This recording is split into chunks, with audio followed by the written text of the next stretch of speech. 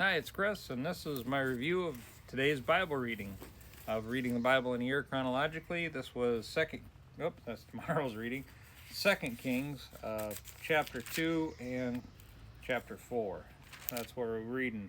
And this is Elijah. We got Elijah being taken unto heaven, and we see where 3 times Elisha was challenged not to go with Elijah, and 3 times he said, "No, I'm pretty sure I should go with you." um, and he did. He went on 3 times. We see that's kind of consistent in today's reading, where it took 3 tries for that miracle to happen. 3 times to be able to see it. 3 times, and kind of said no, but it came. It came in after 3. I think it's a point to be taken that I know. I guess I know the Bible is very clear that when we pray, we don't give up praying. We don't give up asking for the Lord for His blessings, His miracles, anything that we ask for. We should continue to ask for it. We don't give up, and I think that's the same thing. He might ask us to do something in faith. We don't give up on that. We don't stop after the first try. We keep trying that in faith, because maybe it's not supposed to happen the first time.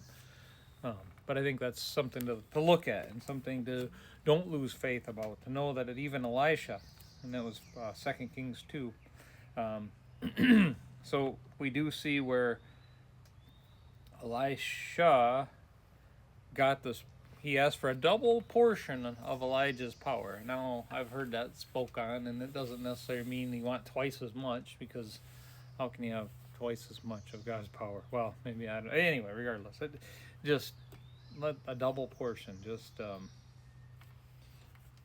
I don't know how to interpret that, but I've heard it said it didn't mean twice as much, or how can you have 2 times? But it just meant hey, I want that type of inheritance. I need that. I mean, I don't need it, but it's something I desire. I look for. Then there was the interesting story. I guess I'm going to skip to the next story. We've got this. We've seen this a couple times, where there's poisonous water, and said, "Bring me a new bowl with salt in it." And they brought it to him. Elijah went out and threw the salt in the spring, cleared up, healed the well. See later on where a stew was poisoned, and Elijah threw in some flour. And okay, there's no longer poisonous. Was it salt? Was it the flour? What is the action? It wasn't the person. It was the Lord doing that. But it was also the message of the Lord coming through Elisha.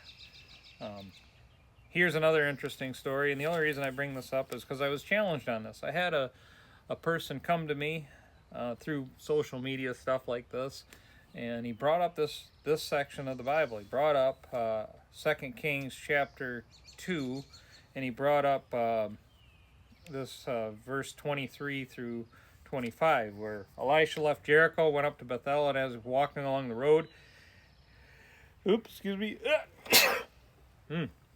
a group of boys from the town began mocking and making fun of him. And then that's the NLT reading, the group of boys.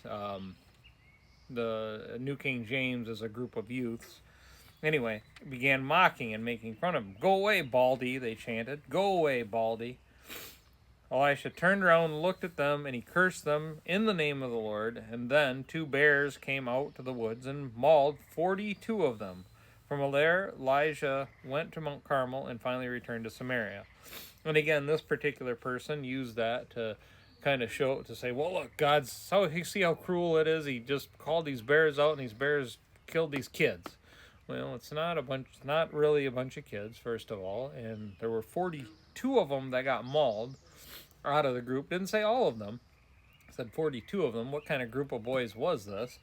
And it says boys, youths. I have. That's not young kids.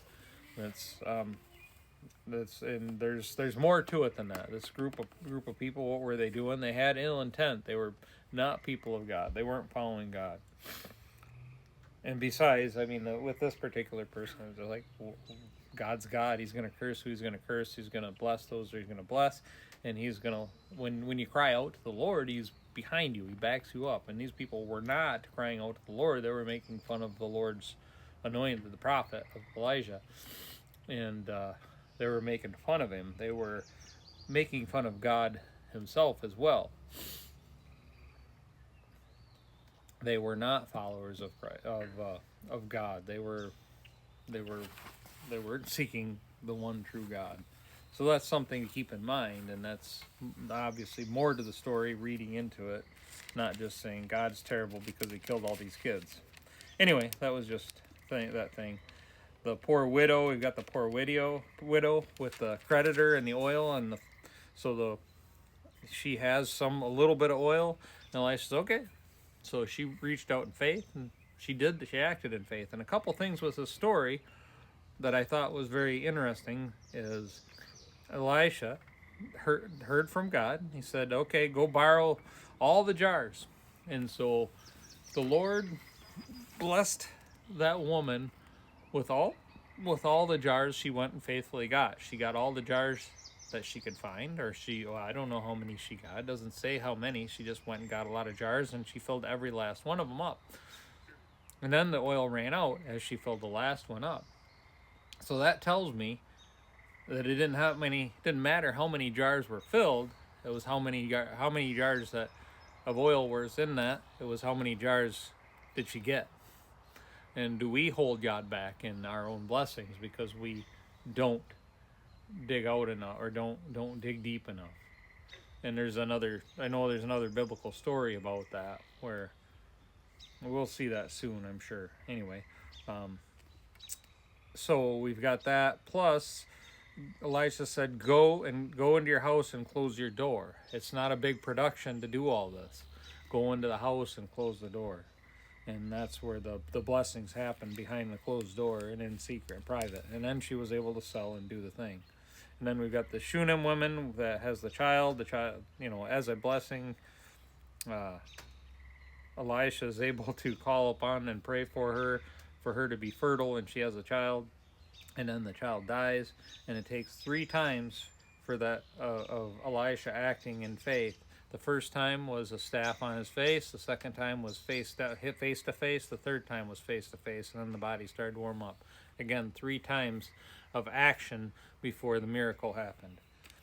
Just making that point. And another part that really intrigued me about this little section is when she came after the child had died. She came to Elijah, and she went down, laid down at the feet of the man, just fell before him and caught hold of his feet. And says, leave her alone. She is deeply troubled, but the Lord has not told me what it is. God doesn't always reveal everything to us. He lets us see what's going on and see how we're going to react to things too. So there's that. Then there's then we get the story of the stew as well. And then there's the story of feed 100 people with just a small bag of oats. Again, this is a point to Jesus, right? We get the feeding of the 5,000. There's a couple things. We get Elisha in the upper room where the woman, and I didn't even talk about that, but we've got Elisha going to the upper room. It's an upper room made for him, and we get the final feast of Jesus in the upper room. And we've got the feeding of 100 people with a sack of fresh grain and 20 loaves of barley bread. So we've got that pointing to Jesus that he's going to feed feed the 5,000, and makes this look even small. So we've got different things that are hints of Jesus coming in the Old Testament that are pretty awesome. This one got me. Got almost 10 minutes of walking through different things. A lot of things spoke to me today. God bless.